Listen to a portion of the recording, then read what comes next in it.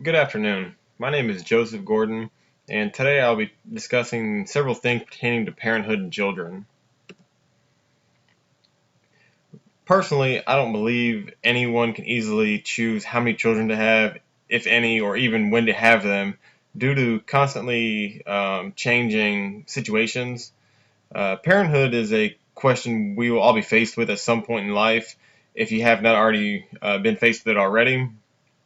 It's a very important um, decision to make, and there are definitely pros and cons of having children and when to have them. And of course, life is always changing around you. Every family has unique situations that may outweigh the decision to either have a child or not. Parenthood offers many different outlooks on life, but may not be for everyone's lifestyle. The decision of parenthood is a complex process with many factors. To begin, one must consider the natural processes of conception, pregnancy, and childbirth. These will include fertilization, nausea, fatigue, and of course labor. Many women choose not to. Uh, uh, I'm sorry. Many women choose not to have a child to avoid many of these things, and then others look forward to it. That's preference, but these are things to consider. Several other things that should be considered is the emotional stability, the marriage stability, which includes the quality of marriage. This is important because having a child often keeps a marriage together, but may lower the quality, which is very unhealthy for the entire family.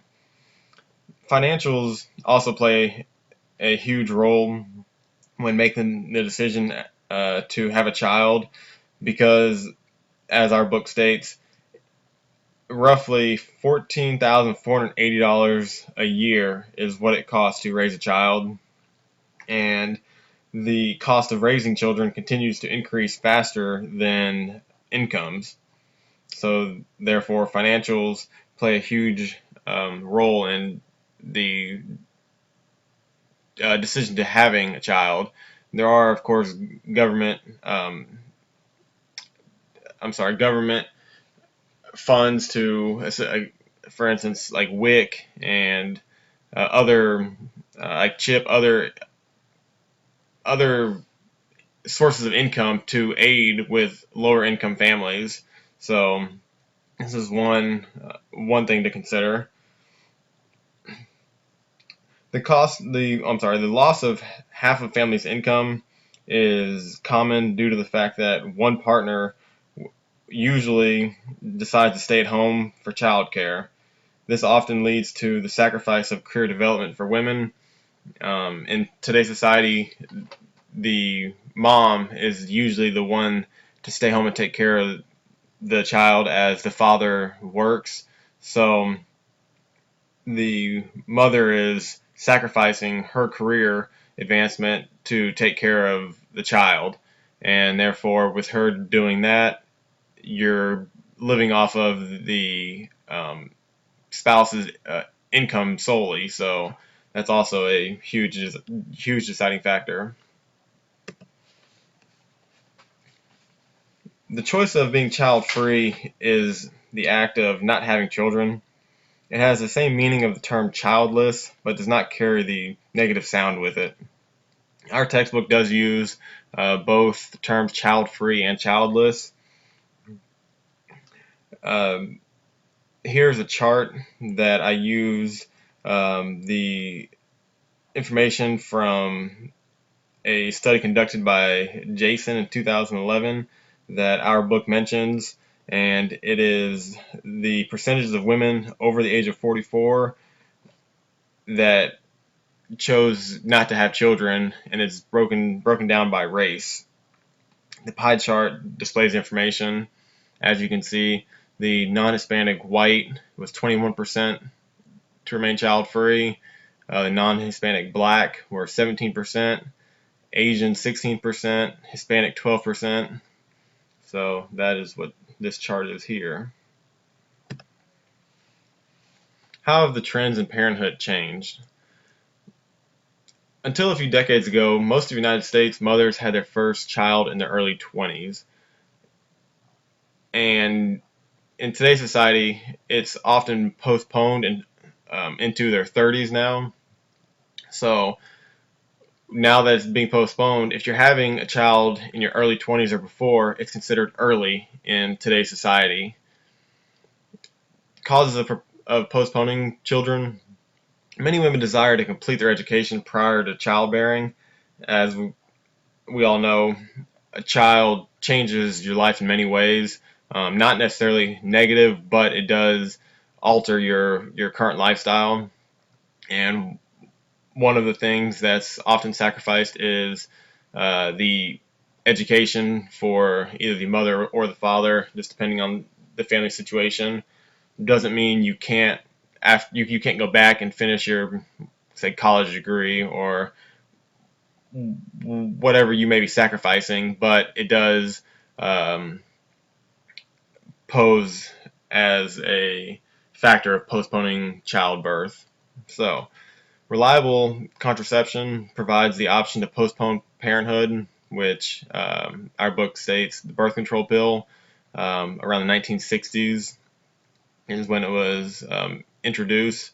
So this also plays a huge role in the successfulness of postponing children. Earlier parenthood versus later parenthood. There are pros and cons of whether you want to have a child early or later. Early parenthood, there's greater certainty of being physically able to have children, greater freedom to pursue other activities after children are raised. So if you have a child early and the child's raised off to college, you still have a long life ahead of you as parents to go out and, say, explore the world or whatever your interest may be. Greater likelihood of having more time with grandchildren and even great grandchildren. Of course, if you have a child younger, your child is going to have children as the parents, as you as parents are also younger, which there you go, you get to see your grandchildren and so on and so on. Slower start to education and career. So if you have a child earlier, you're going to have to, or you shouldn't say you're going to have to, typically you postpone your education or career to take care of that child. Increased pressure to provide financially for the family. Like I stated in one of the previous slides, when you have a child, typically the financials are placed upon one or the other spouse or partner, and that can provide a lot of stress on the family in general, but more importantly, the one that's having to provide for the family. Later parenthood, time for personal development. This is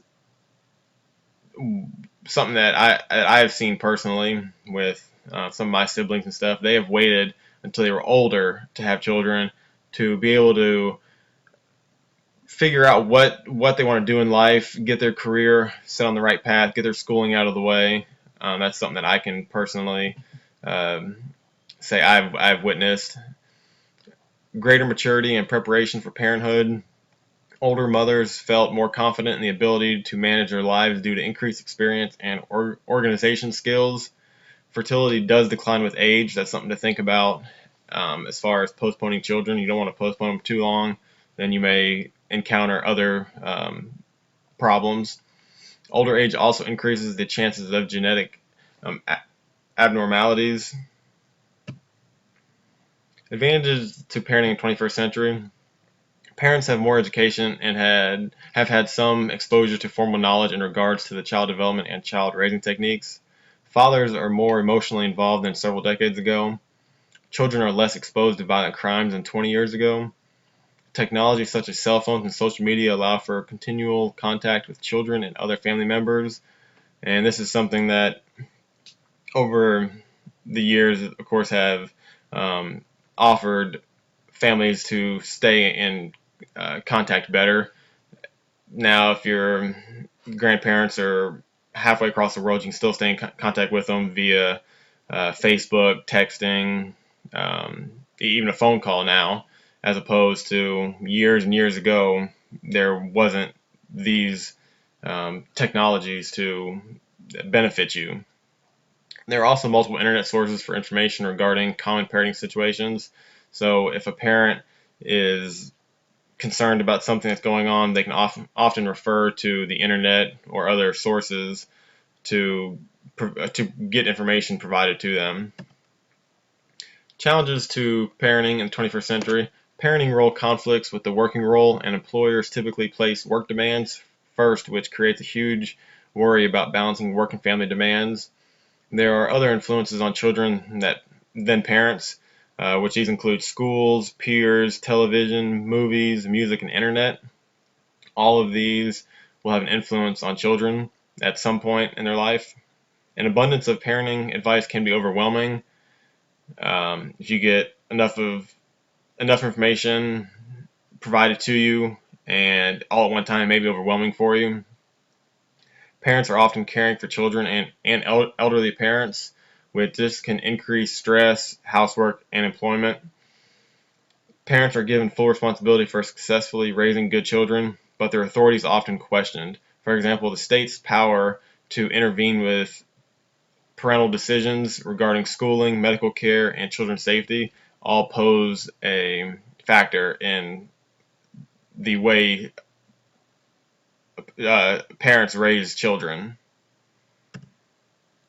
And here are the references I've used for this presentation. Thank you.